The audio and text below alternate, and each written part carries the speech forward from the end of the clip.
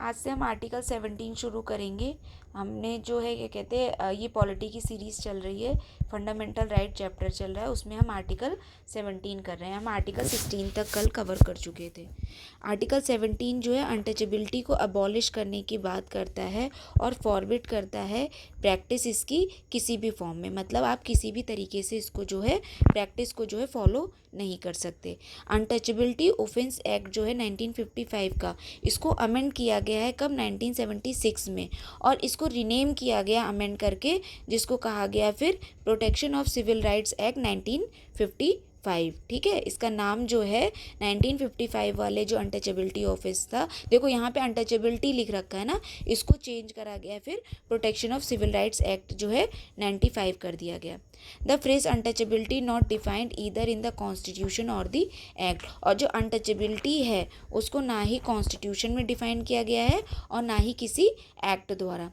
Mysore high court ने क्या कहा है अब इस बारे में देखो। मैसूर हाई कोर्ट ने सब्जेक्ट मैटर ऑफ आर्टिकल 17, जो आर्टिकल 17 में दिया गया है अनटचेबिलिटी, उसको सिर्फ अनटचेबिलिटी की तरह नहीं लेना है, मतलब उसके लिटरल मीनिंग और ग्रामेटिकल सेंस पर नहीं जाना है। जैसे आप अगर ग्रामेटिकली देखो तो जो अनटचेबिलिटी है उसका मतलब क्या होगा, सिंपल भाई कि छूना नहीं है किसी को। अब ये छुआछूत वाला सीन आ गया, तो मतलब सिर्फ छुआछूत वाला इसके लिटरल मीनिंग पे या ग्रामेटिकल सेंस पे नहीं जाना है, इसके पीछे जो एक भावना छुपी हुई है कि जो अनटचेबिलिटी हमारे यहाँ देश में जो है प्रैक्टिस जो हुई है, it had been developed historically in the country. जो कई मतलब हमारे हिस्टोरिकल बैकग्राउंड में जाकर देखो तो जो प्रैक्टिस डेवलप हुई है धीरे धीरे धीरे धीरे, और उसका आज ये वाला स्वरूप बन गया, मतलब तो उसको ख़त्म करने की बात कही गई है, ना कि सिर्फ अनटचेबिलिटी जिसका मतलब एक वो छुआछूत को लेकर है। ठीक है, तो इसका एक डीप मीनिंग है, आप बिल्कुल लिटरल मीनिंग पे मत जाना, ये कहने का मतलब है मैसूर हाई कोर्ट द्वारा। फिर एक्सेप्शन क्या दिया गया है, it does not cover the social boycott, इसमें जो है सोशल बॉयकॉट जो है कवर नहीं किया जाता है, जो कि फ्यू इंडिविजुअल्स द्वारा, और their exclusion from religious service etcetera, मतलब जो सोशल बॉयकॉट होता है फ्यू इंडिविजुअल्स का, और उनका एक्सक्लूजन कर दिया जाता है जो रिलीजियस सर्विसेज से, तो उसको इसके अंदर कवर नहीं किया गया। सोशल बॉयकॉट का क्या मतलब हुआ, देखो सोशल बॉयकॉट मतलब हुआ जैसे कि जैसे आपको किसी चीज़ से मतलब बोलते नहीं है कि बहिष्कार कर देना, तो उसको बोलते हैं सोशल बॉयकॉट टाइप का, आपको सोसाइटी से बहिष्कृत कर दिया गया हो। ऐसा कब होता है, मान लो आपने कोई गलत काम कर दिया या आपने कोई ऐसा सोसाइटल नॉर्म से अगेंस्ट में जाके काम कर दिया, तो वो होता है वो आपके ना जो आप मतलब काम, मतलब आपका एक्शन जो है उसकी वजह से सोशल बॉयकॉट होता है। सिर्फ आपका मतलब एक जो जन्म से हो, आप कुछ सेक्शन ऑफ द, आप किसी पर्टिकुलर क्लास को मतलब बिलोंग करते हो, ये उसको लेकर नहीं है, ये उसको लेकर है कि आप कोई एक्शन ऐसा कर देते हो जिसको जो है मतलब फिर वो सोसाइटी के अगेंस्ट में होता है, तो उसको लेकर आपका बॉयकॉट कर दिया जाता है। जैसे मान लो कि बहुत जगह पर है, अगर आपने किसी दूसरे रिलीजन को एक्सेप्ट कर लिया, ठीक है, तो हो सकता है कि भाई वो जो उस वाले रिलीजन वाले लोग हों, या पर्टिकुलर कई कई जगह हैं देश, मतलब अपने देश में ही, जहाँ बहुत स्ट्रिक्ट नॉर्म्स लेकर मतलब अपने अपने रिलीजन को लेकर हैं, तो अगर आप जो है दूसरे रिलीजन को आपने मतलब एक तरीके से एक्सेप्ट कर लिया, तो भाई आपको जो है अपने रिलीजन से फिर वो लोग सोशल बॉयकॉट कर देंगे अपना, कि भाई फिर आप जो है इसकी प्रैक्टिसेस वगैरह जो है फॉलो नहीं कर सकते, आप इसके जो रिलीजियस प्लेसेस है वहाँ पर नहीं आ सकते, तो इसको जो है सोशल बॉयकॉट की कैटेगरी में रखा गया, और ये जो है अनटचेबिलिटी में कवर नहीं होता है। सुप्रीम कोर्ट ने क्या कहा है, supreme court in people's of India for democratic right case 1982 में कहते हैं, कहा गया है कि आर्टिकल 17 जो है वो अगेंस्ट प्राइवेट इंडिविजुअल भी अवेलेबल है, मतलब कि कोई अगर प्राइवेट इंडिविजुअल जो है, मान लो कोई पब्लिक प्लेस है और वहाँ पे ना आपके ऊपर सिर्फ इस बात को लेकर डिस्क्रिमिनेशन किया जा रहा हो, या आपका इस बात को लेकर बॉयकॉट किया जा रहा हो कि भाई आप पर्टिकुलर सेक्शन ऑफ सोसाइटी को बिलोंग करते हो, आपकी पर्टिकुलर कास्ट है, या आपका कोई पर्टिकुलर कल्चर एथनिक ग्रुप्स को बिलोंग करते हो, तो इस वजह से अगर आपका सोशल बॉयकॉट किया जा रहा है, तो ये जो है कॉन्स्टिट्यूशनल ऑब्लिगेशन है स्टेट के ऊपर कि फिर वो नेसेसरी एक्शन ले, ताकि जो है इस राइट का वायलेशन ना हो। ठीक है, तो ये स्टेट की जिम्मेदारी है कि भाई आपको जो है प्रॉपर एप्रोप्रिएट एक्शन लेने हैं ऐसी किसी भी गलत प्रैक्टिस के खिलाफ। तो ये था हमारा आर्टिकल 17। अब आर्टिकल 18 क्या कहता है? It abolishes the title and make 4 provision in this regard. ये जो है टाइटल को एबॉलिश करने की बात करता है और इसमें के खिलाफ, इसके एवज में जो है 4 प्रोविजन जो है दिए गए हैं। अभी जो टाइटल एबॉलिश का मतलब क्या हुआ? टाइटल जो है, टाइटल जैसे कि आप अगर पुराने में अभी मतलब अंग्रेज़ों के टाइम पर ही चले जाओ तो कैसे रहते थे, लॉर्ड टाइप के जो टाइटल लगते थे, ठीक है, या जो सर वाले जो टाइटल लगा लेते थे ये लोग, और ठीक है, तो ये सब जो टाइटल हैं ये नहीं अब लागू नहीं होते हैं। या फिर आप इंडियन में चले जाओ, इंडियन एंशियंट हिस्ट्री में, तो यहाँ पे देखो बहुत से लोग विक्रमादित्य, महाराजा धीराज या महाराजा, राजा, इस टाइप के जो टाइटल अपने नाम के आगे लगा लेते थे, तो ये भी अलाउड नहीं हैं अंडर आर्टिकल 18। इसमें क्या कहा गया? It provides the state from conferring any title except military or academic distinction on any body whether citizen or foreigner. मतलब चाहे वो सिटीजन हो या फॉरेनर हो, दोनों के लिए जो है ये मतलब कि रोक लगी हुई है कि जो है स्टेट जो है उन्हें कोई भी टाइटल नहीं देगा। मतलब ऐसा कोई भी टाइटल जो है स्टेट द्वारा प्रदान नहीं किया जाएगा, ठीक है। मतलब गवर्नमेंट चाहे, मतलब गवर्नमेंट जो है, गवर्नमेंट पर एक तरीके से लिमिट करा गया है कि आप जो है कोई भी ऐसे टाइटल किसी को भी प्रोवाइड नहीं करवाएंगे एक्सेप्ट मिलिट्री और एकेडमिक। लेकिन ये जो है एक्सेप्शन है दो, कौन? मिलिट्री जो टाइटल होते हैं और जो एकेडमिक टाइटल होते हैं। मिलिट्री टाइटल कैसे हो गए? जैसे कैप्टन हो गया, ठीक है, हवलदार हो गया, या भाई जो और होते हैं ब्रिगेडियर हो गए, ठीक है, लेफ्टिनेंट हो गए, या स्क्वाड्रन लीडर हो गए, ये सब जो है मिलिट्री वाले टाइटल होते हैं, ठीक है। तो आप जो है इसको जो है ये भाई उनकी हायरार्की को एक तरीके से उनको शो करते हैं, या उनको जो है आपस में डिफ्रेंसिएशन कैसे होगा भाई, जो जैसी उनका एक तरीके से ये जो है डिस्टिंक्शन करते हैं एक दूसरे में से, ये उनकी पावर को एक तरीके से मतलब कि डिनोट करता है कि उसमें जो सीनियरिटी को, मतलब एक तरीके से, हाँ, जो सीनियरिटी होती है ना, वो शो की जाती है इससे कि भाई पर्टिकुलर इंसान जो है वो पर्टिकुलर इस वाले सोशल, मतलब इस वाले जो है इस इन लोगों से, पर्टिकुलर लोगों से सीनियर है। फिर ऐसी ऐसी हायरार्की बनी हुई है, तो वो उस मैटर के लिए डिफ्रेंशिएट करने के लिए जो है बनाए गए हैं। और जो एकेडमिक डिस्टिंक्शन कैसे होते हैं, वो क्या होते हैं? जैसे कि आपने MBBS कर रखा है तो डॉक्टर की डिग्री, या भाई आपने देखा होगा जब आप हॉस्पिटल वगैरह जाओ तो वहाँ पे डॉक्टर लगा होता है उनके नाम के आगे, या जैसे PhD कर रखी होती है वो लोग भी डॉक्टर लगा लेते हैं, ठीक है। या फिर आपने कोई और कुछ कर रखा हो तो वहाँ पे आपके ऊपर आगे पीछे कोई नाम लगा हो, ठीक है। तो ये सब जो है ये अलाउड है। उसके अलावा जो है ये बाकी किसी भी प्रकार के टाइटल ना ही सिटीजन्स को अलाउड हैं और ना ही किसी फॉरेनर्स को अलाउड हैं। फिर it prohibits the citizen of India from accepting any title from any foreign state. और ये जो है सिटीज़न ऑफ इंडिया को, जो है इंडिया का जो सिटीज़न है उसे मतलब प्रोहिबिट करता है कि वो किसी भी प्रकार का कोई टाइटल नहीं लेगा किसी भी फॉरेन कंट्री से, ठीक है। फिर नेक्स्ट प्रोविजन में क्या कहा गया है कि foreigners hold any office profit trust under the state can not accept any title from any foreign state without the consent of the president. मतलब और अगर कोई फॉरेनर है हमारे जो कंट्री में सर्व कर रहा है अंडर स्टेट, ठीक है, उसके पास ऑफिस ऑफ प्रॉफिट है और ट्रस्ट है अंडर स्टेट, और तो वो भी जो है किसी भी ऐसे प्रकार का जो है टाइटल किसी फॉरेन स्टेट से एक्सेप्ट नहीं करेगा without the consent of the president, चाहे वो उसकी खुद की कंट्री क्यों ना हो। वो फॉरेन स्टेट है लेकिन वो जो है इंडिया में सर्व कर रहा है अंडर यहाँ की गवर्नमेंट के, तो फिर उसको ये अलाउड नहीं है कि वो बिना प्रेसिडेंट की मर्ज़ी के जो है कोई भी ऐसा कोई टाइटल जो है एक्सेप्ट करे। फिर नेक्स्ट में क्या गया है, no citizen or foreigner holding any office of profit or trust under the state is to accept any present emoluments office from under any foreign state without the consent of the president. और इसमें यह भी कहा गया है कि चाहे वो सिटीजन हो या फॉरेनर हो, दोनों में से कोई भी जो है अगर वो ऑफिस ऑफ प्रॉफिट पर हैं, ट्रस्ट पर हैं अंडर स्टेट, तो वो किसी भी प्रकार का कोई प्रेजेंट, कोई गिफ्ट, कोई एमोल्यूमेंट्स ऑफिस फ्रॉम, और कोई भी ऐसा मतलब जो मतलब एक तरीके से जैसे गिफ्ट हो गए, ठीक है, जो मिलते हैं आपको दूसरे स्टेट से, कुछ आपको ऐसा कोई लाभ दे रहा हो, ठीक है,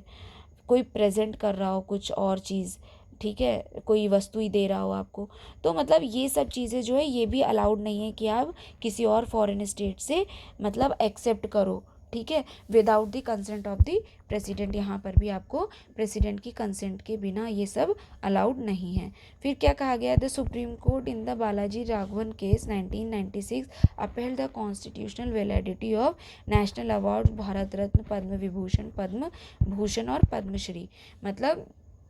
जो सुप्रीम कोर्ट है, बालाजी राघवन का जो केस था 1996 का, इसमें जो है कॉन्स्टिट्यूशनल वैलिडिटी, मतलब जो ये टाइटल ही तो हुए नेशनल अवार्ड वाले जो ये होते हैं, भारत रत्न हो गए, पद्म विभूषण हो गए, पद्म भूषण हो गए या पद्मश्री हो गए, इसमें देखो आप कभी भी ना जो जिन लोगों को ये मिलता है ना, तो ये उनके आगे लगा रहता है कि भाई फला इंसान जो है पद्मश्री से नवाजा गया है या उसको होल्ड करता है, ठीक है, उसको ये सम्मान मिला हुआ है गवर्नमेंट ऑफ इंडिया की तरफ से। तो ऐसे जो है जो टाइटल होते हैं उनको जो है कॉन्स्टिट्यूशनली वैलिड कहा गया है, ठीक है। तो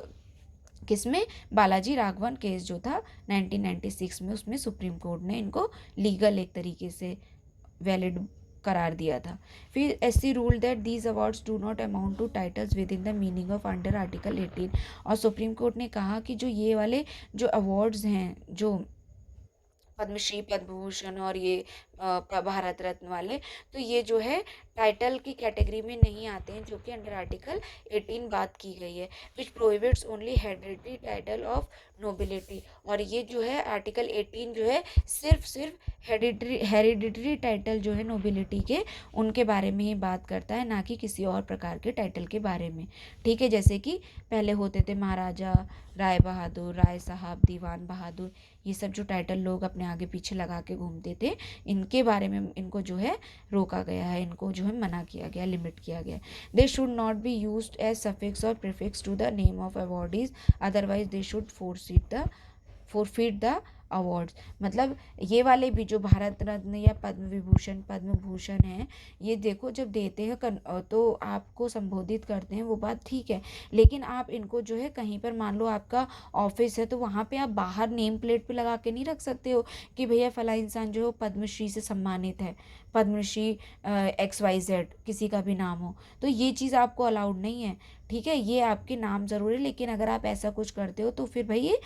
कानून का उल्लंघन माना जाएगा, ठीक है। फिर क्या है, national awards were instituted in 1954, the Janata party government headed by Morarji Desai discontinued them in 1977, but they were again revived in 1980 by the Indira Gandhi government. जो नेशनल अवार्ड्स थे, ठीक है, उन्हें इंस्टीट्यूट किया गया था कब, 1954 में, ऐसे कोई अवार्ड्स देना चालू करा गया। फिर जो जनता गवर्नमेंट थी, जनता पार्टी की गवर्नमेंट थी, उसके जो लीडर थे मोरारजी देसाई, इन्होंने इसको जो है डिसकंटिन्यूड कर दिया था 1977 में, क्या कहते हुए कि भैया ये जो है आर्टिकल 18 का जो है वायोलेशन करते हैं, और इन्हें जो है हटा दिया कि ऐसे कोई भी टाइटल जो है नहीं दिए जाएंगे, ये वाले टाइटल भी अलाउड नहीं है। लेकिन फिर जब देवर अगेन रिवाइव 1980 में, जब इंदिरा गांधी जी की जो गवर्नमेंट आई थी, तो उन्होंने फिर से इनको लागू कर दिया, और ये फिर से तब से जो है चले आ रहे हैं, ठीक है। अब आर्टिकल 19 से 22 तक जो है राइट टू फ्रीडम की बात करता है। राइट टू फ्रीडम में क्या क्या कहा गया है, आर्टिकल 19(1) जो है वो कहता है guarantee to all citizen the 6 rights. ये सारे सिटीज़न को, जो भारत के सिटीज़न हैं, उन्हें जो है 6 जो अधिकार हैं वो प्रदान करता है। Originally the constitution provided for 7 fundamental rights under article 19। The right to property was deleted from the list by the 44th constitutional amendment act 1978। तो इसमें जो है जब शुरू में जब कॉन्स्टिट्यूशन बना था, तो उसमें जो है 7 फंडामेंटल राइट्स रखे गए थे अंडर आर्टिकल 19। लेकिन जो राइट टू प्रॉपर्टी वाला जो एक्ट था, उसे जो है डिलीट कर दिया गया है, किसके थ्रू, 44th कॉन्स्टिट्यूशनल अमेंडमेंट जो 1978 का है, उसके अंडर में इसको जो है डिलीट कर दिया गया। अब जो है ये क्या है, 19 जो राइट टू प्रॉपर्टी, वो सिर्फ एक लीगल राइट है under article 300A in part 12। Article 300 जो ए है, उसमें अब जो है राइट टू प्रॉपर्टी को ट्रांसफ़र कर दिया गया है, जो कि पार्ट 12 में दिया गया है of the constitution. So at present there are only 6 fundamental right under article 19। तो राइट टू प्रॉपर्टी हटने के बाद अब जो है सिर्फ 6 फंडामेंटल राइट जो है रह गए हैं under article 19। The supreme court has ruled that the fundamental rights under article 19 and 21 can be enforced even against private parties other than the state and its instrumentalist। जो सुप्रीम कोर्ट है उसने कहा कि जो उसका जो इंस्ट्रक्शन है क्या कि जो फंडामेंटल राइट अंडर आर्टिकल 19 है और जो 21 है can be enforce even again private parties. जो प्राइवेट पार्टीज होती हैं, प्राइवेट इंडिविजुअल्स होते हैं, उनके खिलाफ भी जो है ये आर्टिकल 19 और आर्टिकल 20 जो है 21 सॉरी वैलिड रहेगा, मतलब लागू होगा, अदर देन द स्टेट और इट्स इंस्ट्रूमेंटलिस्ट। वो प्राइवेट पार्टीज जो क्या कहते हैं स्टेट से अलग हैं और उनकी जो मतलब कि स्टेट को किसी भी प्रकार से मतलब कि एक तरीके से बिलोंग करते हैं, उसके अलावा भी जो लोग हैं प्राइवेट जो पार्टीज़ हैं उसके खिलाफ भी ये अलाउड है। State can impose reasonable restrictions on these 6 rights solely on the ground mentioned in article 19 two itself and not on other ground. और स्टेट जो है रीजनेबल रिस्ट्रिक्शंस लगा सकता है इन 6 राइट पर सोली ऑन द ग्राउंड मेंशन, वही उन्हीं ग्राउंड पे जो कि आर्टिकल 19(2) में इटसेल्फ दिए गए हैं और किसी और ग्राउंड पर नहीं। ठीक है। अब आर्टिकल 19(1) एक है freedom of speech and expression है, तो उसमें जो है ये कुछ जो है एक तरीके से जैसे अब तक के जो केसेस आए हैं उनके अकॉर्डिंग जो है सुप्रीम कोर्ट ने या कुछ पहले से मेंशन थे, तो कुछ मतलब जो है आर्टिकल है जो कुछ जो स्टेटमेंट्स हैं या कुछ ऐसी जो फील्ड्स हैं जहाँ पर जो है आर्टिकल 19 की जो कैटेगरी में आते हैं कंपोनेंट्स जो हैं आर्टिकल 19 के, उनको जो है एक तरीके से यहाँ पे बताया गया है जो समय समय के साथ जो है इवॉल्व हुए हैं। जैसे पहला है right to propagate one's view and as well as the views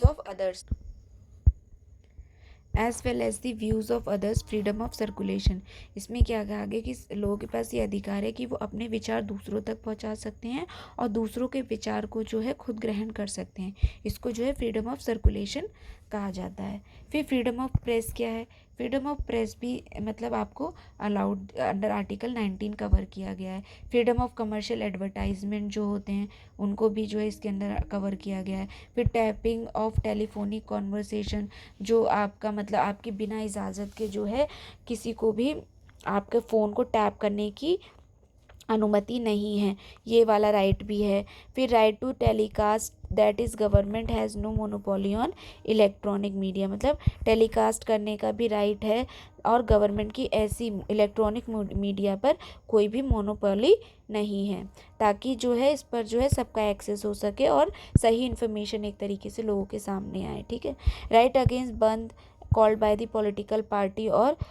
organisation, मतलब कि जो ये इलीगली जो बंद वगैरह जो होती है ना, कह देते हैं कि कल देश बंद रहेगा, कल पर्टिकुलर एरिया बंद रहेगी, उसके खिलाफ जो है राइट दिया गया है कि भाई ये चीज़ें अलाउड नहीं है। आप जो है इससे फिर भाई देखो ना कितनी प्रॉब्लम होती है, सब कुछ रुक जाता है, मतलब ये सही नहीं है, देश हित में नहीं है, तो इसके खिलाफ भी जो है राइट दिया गया है। फिर right to know about government activities, आपको हमारी सरकार के बारे में जानने का पूरा अधिकार है, वो कौन कौन से काम कर रहे हैं, क्या कर रहे हैं, उसके बारे में जानने का पूरा अधिकार है। फ्रीडम ऑफ साइलेंस गिवन है, अगर आप चुप रहना चाहते हैं तो वो भी आपका अधिकार है। फिर right against imposition of pre censorship on a newspaper, इसका भी अधिकार गिवन है आपको। फिर right to fly a national flag, अपना झंडा फहराने का अधिकार है। वोटर्स का राइट है कि वो जान सकें antecedents of the candidate contesting election, उनके बारे में जो कंटेस्ट कर रहे हैं इलेक्शन उसके बारे में जान सकें। Right to choose the medium of instruction as the age of primary school मतलब 1 से लेके 5 तक वाले जो होते हैं, तो उस टाइम पर जो है ये उस पर्टिकुलर इंडिविजुअल के पास राइट है कि वो चूज़ कर सकता है कि उसको किस मीडियम में जो है इंस्ट्रक्शन चाहिए एट प्राइमरी स्कूल लेवल पे, मतलब कि जो लैंग्वेज है वो कौन सी चूज़ करना चाहे। ज़रूरी नहीं है कि आप पर कोई दूसरी लैंग्वेज जो है वो थोपी जाए जो आपको समझ में नहीं आ रही है। इंस्टेड आपको जो है अगर आपकी कोई रीजनल लैंग्वेज है या लोकल लैंग्वेज है, आप उसको भी उस जो है लैंग्वेज में भी शिक्षा ग्रहण कर सकते हैं। Right to express gender identity, आप चाहें तो अपनी जेंडर बताएं या ना बताएं, ये आपके राइट है। Right to reply, right to answer the criticism, किसी क्रिटिसिज्म का जवाब देना आपको आपका अधिकार है। फिर right to post information videos on the internet social media, ये भी अधिकार है। Right of film maker to exhibit their films, जो फिल्म मेकर है उन्हें अपनी फिल्म को एग्जिबिट करने का भी अधिकार है। Right to access the internet, internet को एक्सेस करना और उसके द्वारा ली गई इन्फॉर्मेशन को भी एक्सेस करना, मतलब इंटरनेट का यूज़ करके आप कोई इन्फॉर्मेशन हासिल करना चाहते हैं तो ये भी आपका अधिकार है। राइट टू डेमोन्स्ट्रेट और picketing but not the right to strike, मतलब एक तरीके से जो धरना दिया जाता है वो करने का आपके पास अधिकार है, लेकिन जो आप बिल्कुल स्ट्राइक कर देते हैं ना, वो अधिकार नहीं है। फिर आर्टिकल 19(2) क्या कहता है, the state can impose reasonable restrictions on the following ground. जो 19(2) जो ये 19(2) में क्या कहा गया है कि जो स्टेट है वो चाहे तो रीजनेबल रिस्ट्रिक्शन जो है वो इम्पोज कर सकती है, किस ग्राउंड पे, जैसे कि फ्रेंडली रिलेशन हो गए किसी फॉरेन स्टेट के साथ, ऐसा फर्स्ट कॉन्स्टिट्यूशनल अमेंडमेंट के थ्रू कहा गया है। मतलब अगर ये सारे जो 19(1) वाला जो आर्टिकल था कि क्या था, ये आर्टिकल 19(1) है कि guarantee to all citizen the six right, ये है ना। तो 19(2) में कहा गया कि अगर स्टेट चाहे तो रीजनेबल रिस्ट्रिक्शन लगा सकती है, कौन से ग्राउंड पर, अगर किसी दूसरे देश के साथ हमारे फ्रेंड रिलेशनशिप हैं तो उसको लेकर जो है रीजनेबल रिस्ट्रिक्शंस लग सकती हैं। ये फर्स्ट कॉन्स्टिट्यूशनल अमेंडमेंट 1951 में कहा गया है। फिर इंसाइटमेंट टू एन ऑफेंस, ये भी फर्स्ट कॉन्स्टिट्यूशनल अमेंडमेंट में कहा गया है। फिर अगर पब्लिक ऑर्डर को लेकर है, मतलब कि आपको लग रहा है कि भाई पब्लिक ऑर्डर मेंटेन करने के लिए ज़रूरी है किसी ऐसी रिस्ट्रिक्शन के लिए जो आर्टिकल 19 को मतलब लिमिट करता है, तो वो भी अलाउड है अंडर आर्टिकल फर्स्ट कॉन्स्टिट्यूशनल 1951 के एक्ट के अंदर। फिर सोवरेनिटी का जो राइट है भैया कि हमारे ऊपर कोई ताकत नहीं है। फिर इंटीग्रिटी ऑफ, मतलब सोवरेनिटी और इंटीग्रिटी पे अगर कोई आँच आ रही है देश की, उसके खिलाफ भी मतलब ये लागू हो सकता है under article 16th constitutional amendment, sorry article नहीं, 16 कॉन्स्टिट्यूशनल अमेंडमेंट एक्ट जो 1963 का, उसके अंदर ही जो है ये मेंशन है। फिर डिफेमेशन, मान लो किसी का नाम खराब करने की बात कही जा रही हो, या कंटेम्प्ट ऑफ कोर्ट की बात आ रही हो, या सिक्योरिटी का इशू हो देश की, या डिसेंसी और मोरालिटी पर कोई आँच आ रही हो, तो इन सब जो है एरियाज़ में जो है आर्टिकल 19 पर रीजनेबल रिस्ट्रिक्शंस लगाई जा सकती हैं। फिर आर्टिकल 19(1) का बी क्या कहता है, फ्रीडम ऑफ असेंबली जो है, फ्रीडम ऑफ असेंबली जो है गिवन है, all citizens have right to assemble peacefully है एंड विदाउट आर्म्स। अच्छा एक चीज़, ये जो 19(2) वाले हैं ना, ये जो 19(1) में जो ये सारे जो दे रखे हैं, ये एक तरीके से आपको राइट दे रखे हैं, आपका दायरा बता रखा है कि भाई इस जगह पे मौजूद है, तो इन सब पे जो है ये वाले जो ग्राउंड्स हैं इनको लेकर जो है रिस्ट्रिक्शन लगाई जा सकती है। अब देखो मैं एक एग्जांपल लेके बताती हूँ, जैसे कि मान लो, जैसे कि ये है ये वाला, जैसे पिकेटिंग और स्ट्राइक वाला है या बंद वाला है। इससे क्या होता है, देखो आपने कहीं पे हड़ताल कर दी या कोई बंद कर दी, इससे क्या होगा, देखो हो सकता है कि वो बहुत छोटे से सेक्शन की डिमांड हो, ठीक है, तो आप जब ऐसा कोई कदम उठाते हैं तो इससे जो है इफ़ेक्ट सब पर पड़ता है, सिर्फ एक इंसान पर नहीं पड़ता है, या वो पर्टिकुलर जो छोटे से ग्रुप हैं जिन्होंने सोचा है पिकेटिंग करने का या बंद करने का, सॉरी पिकेटिंग नहीं बंद करने का, तो ये सब जो जिन्होंने सोचा है उस जो बंद करेंगे जब वो, तो उसका असर सिर्फ इन लोगों पर नहीं होगा, और लोगों पर भी होगा जो इससे एसोसिएटेड नहीं है। फिर पब्लिक ऑर्डर में भैया डिस्टर्बेंस आएगा एक तरीके से, ठीक है, ये कंट्री में एक तरीके से अच्छा नहीं है, ठीक है, पॉलिटिकल इंस्टेबिलिटी को आप प्रोवोक कर रहे हो, ठीक है, तो ये सब चीज़ें मतलब कि रोकने के लिए चाहे तो गवर्नमेंट जो है रीजनेबल रिस्ट्रिक्शन लगा सकती है और आपका वो वाला राइट जो है पर्टिकुलर ख़त्म कर सकती है। तो ये इस चीज़ को लेता है इन ग्राउंड्स पे।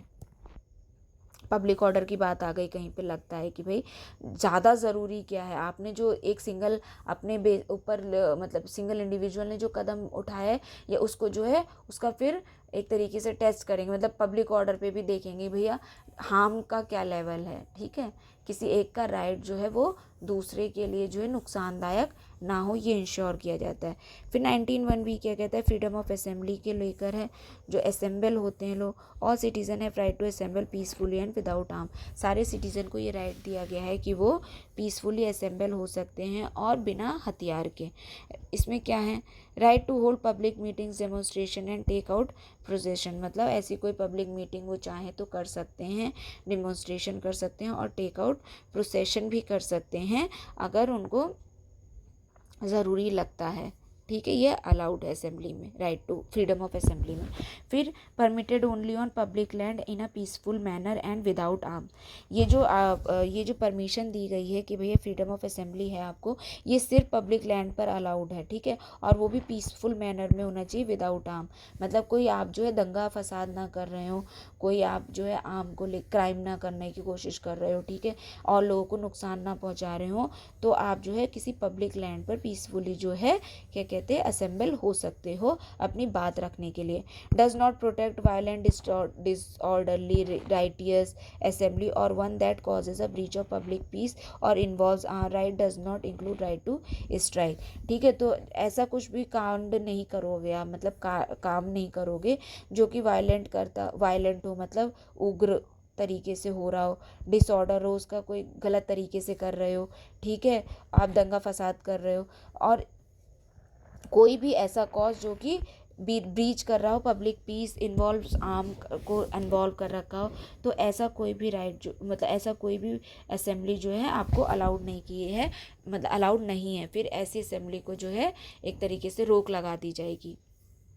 आप फिर असेंबल नहीं हो सकते। लेकिन इसमें जो है राइट टू स्ट्राइक जो है इंक्लूड नहीं है, मतलब राइट टू स्ट्राइक तो करने का अधिकार ही नहीं है, आप असेंबल हो सकते हो, ठीक है, आप पीसफुली असेंबल होइए, अपना बात रखिए जिसके सामने रखना है, फिर वो सुनेंगे, जब उनको लगेगा आप दोनों का बातचीत से बात आगे बढ़ेगी। लेकिन इसका मतलब ये नहीं है कि आप जो है अपनी बात को मनवाने के लिए किसी प्रकार का जो है गलत काम करने की कोशिश करें, ठीक है, और या फिर आप स्ट्राइक का सहारा लें, तो ये अलाउड नहीं है। फिर आर्टिकल 19(3) में क्या कहता है, mention reasonable restriction on 2 grounds. Article 19(3) जो है वो 2 ग्राउंड्स बताता है रीजनेबल रिस्ट्रिक्शन के, क्या, पहला सोवरेनिटी और integrity of India, public order including the maintenance of traffic in the concern area,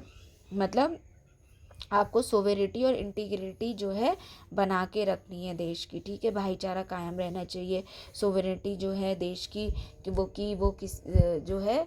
क्या है,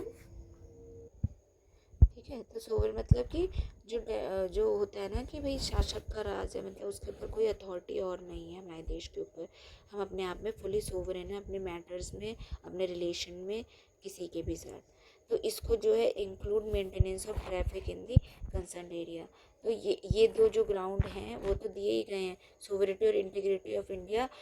ताकि पब्लिक ऑर्डर को मेंटेन किया जा सके। पब्लिक ऑर्डर में क्या आएगा कि भाई आपने मान लो कहीं पे हड़ताल कर दी, अब भैया रोड बंद हो गई, ठीक है, अब वो तो ज़रूरी है ना, आप हड़ताल कर रहे हो अपनी बात मनवाना चाहते हो, तो आप प्रॉपर जो है किसी जगह पे बैठो, ऐसी जगह पे जहाँ पे भैया रोड वगैरह ना हो या जहाँ पे ट्रैफिक ना हो, ठीक है, आपको वो चीज़ तो अलाउड है ना। तो यहाँ पे ये कहा गया है कि अगर कोई ऐसा काम करने की कोशिश करता है, कोई जो नॉर्मल जो